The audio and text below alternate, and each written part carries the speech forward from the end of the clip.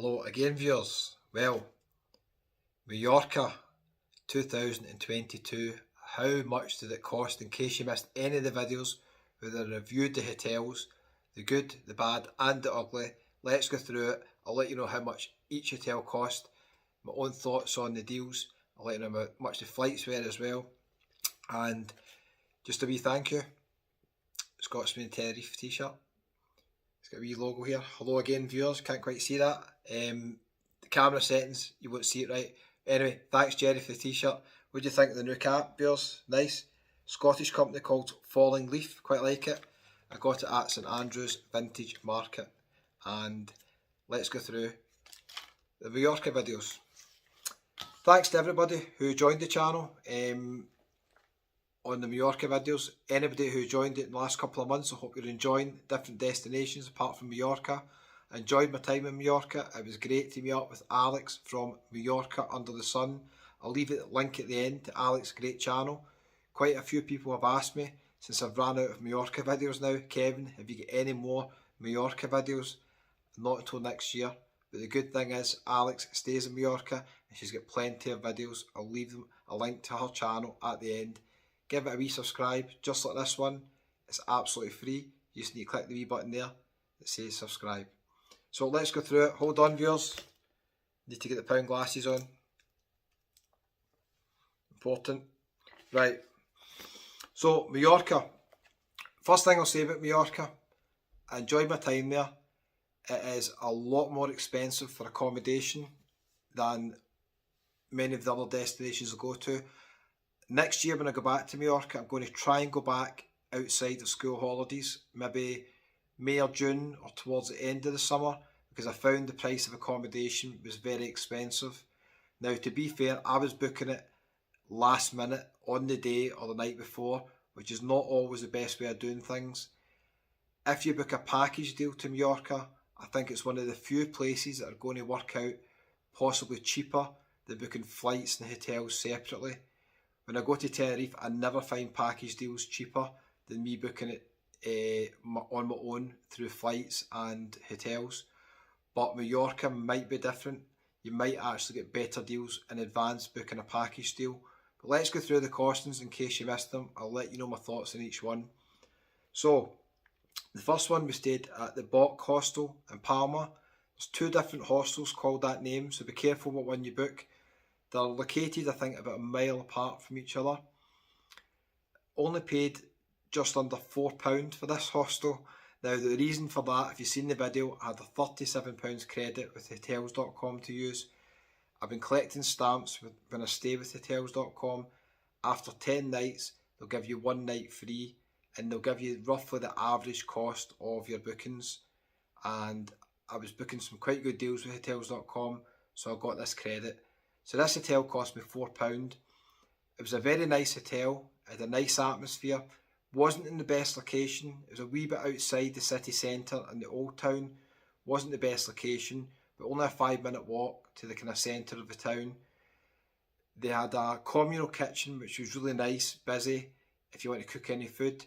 They didn't have a bar, but when I did come back late at night, there was a lot of people sitting in the communal areas, just having a wee drink or having a chat. It was a nice atmosphere in the hostel, I liked it. Private rooms are obviously more expensive in hostels. This was in a shared dormitory room. I can't remember how many were in the room, maybe 4 or 6. They had a big locker, it had a wee curtain to shut your wee section off. So if you're travelling on your own, or you're a backpacker, or you're on a budget, I think this hostel's quite a good hostel in Palma. Palma is quite expensive for accommodation, that's why I ended up staying in this hostel. But would I stay in it again? Absolutely. No problem, I'd stay in this hostel again. I would maybe try and get one in a slightly better location. Palma, quite an interesting city. I very much liked the old town in Palma. I wasn't that keen on the outskirts and where I was staying in the hostel, but the old town was absolutely lovely.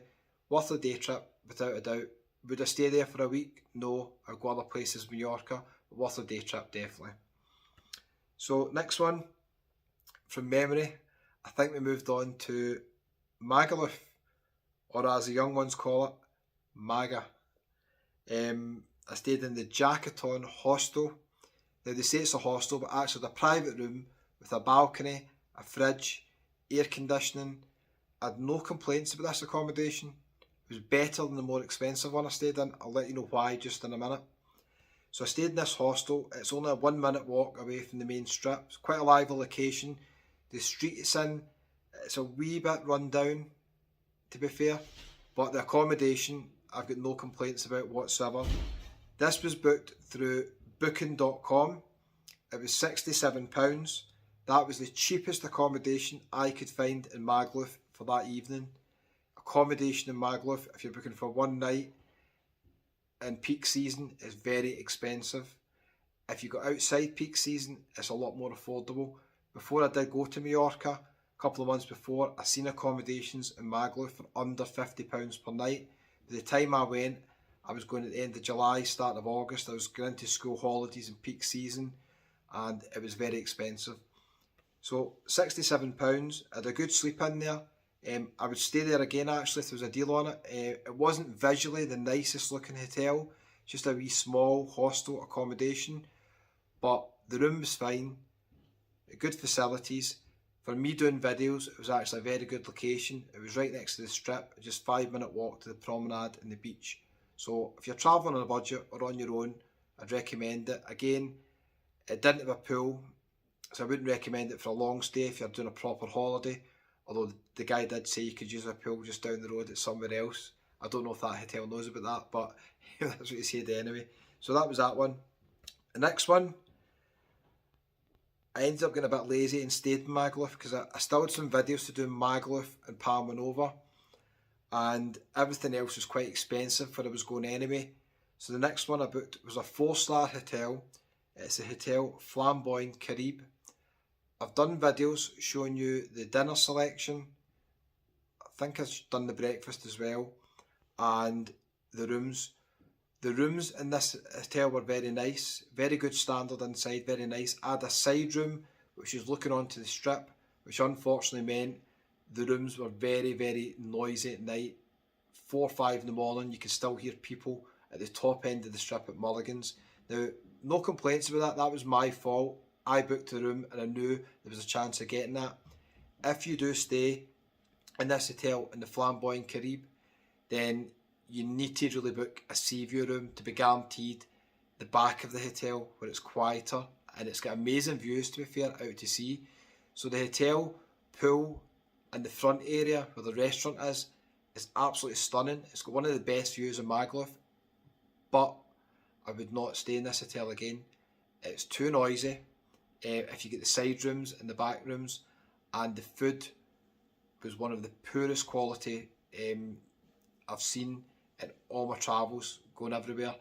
It's not 4-star standard. The breakfast and the evening meal were a very poor standard, which is a real shame because the restaurant was in a beautiful setting overlooking the sea. You could sit at the window and look right out. They could make that hotel so nice, but at the same point, you can't change the location.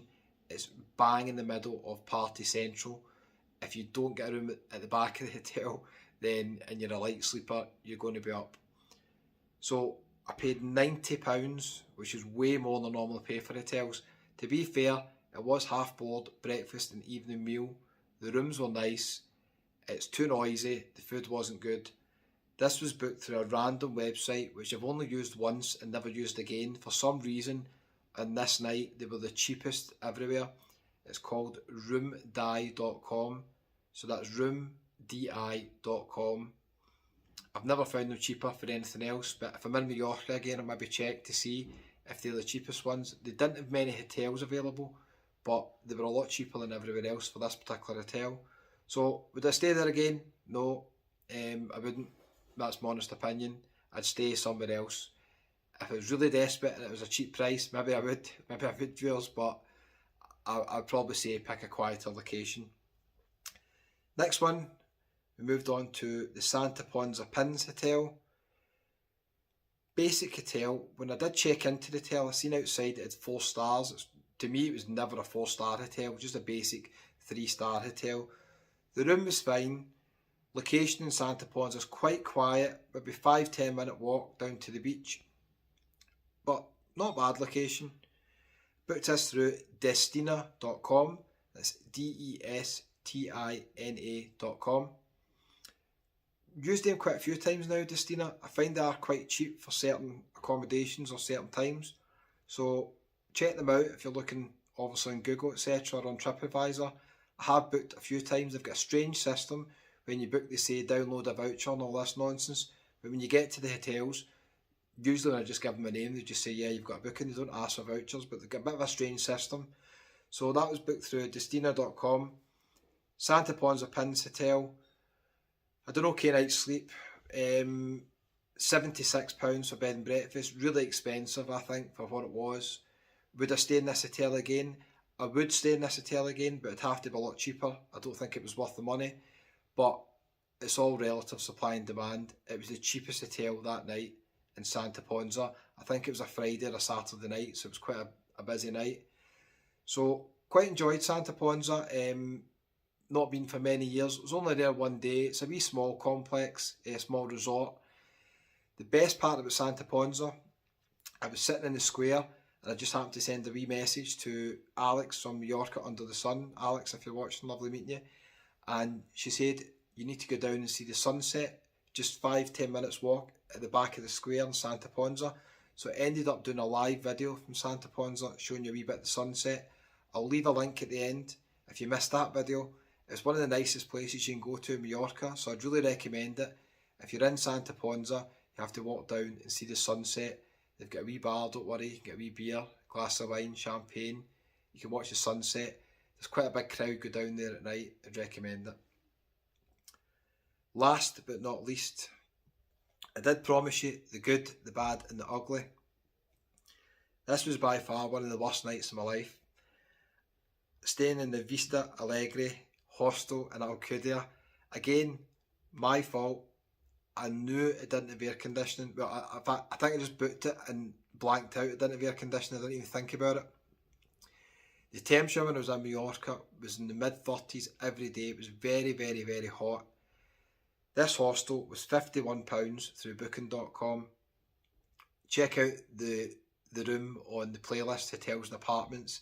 It was one of the most basic rooms you can ever get.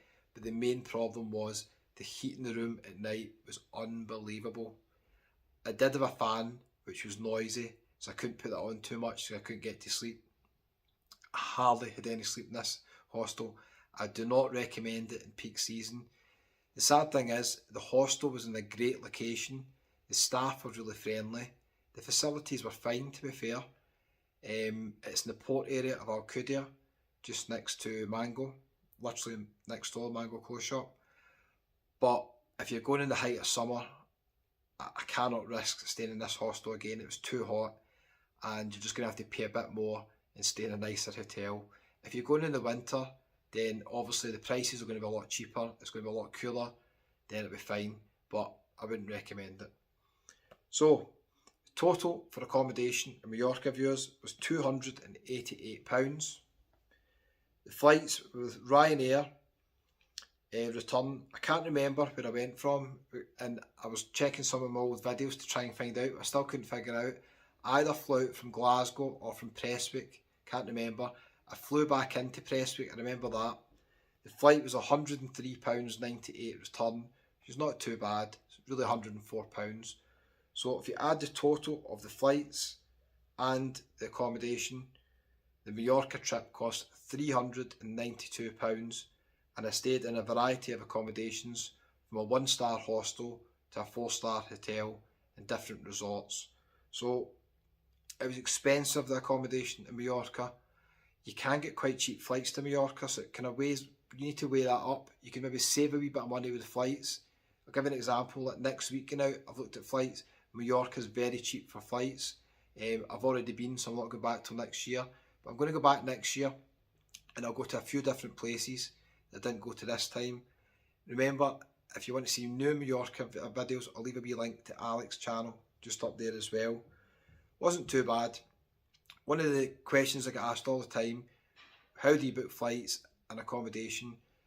Flights, just go onto skyscanner.net, check the grid for flexible dates the whole month, not specific dates, the whole month. You'll be able to identify the cheapest flights going out, coming back. Then book direct with the airline. Don't book through Skyscanner, because if the airlines cancel, you have to amend flights. It's just a pain. You have to book them through Skyscanner. So book it through Ryanair, TUI, Jet2, EasyJet, just all the major airlines that you normally do. Skyscanner is really easy to use.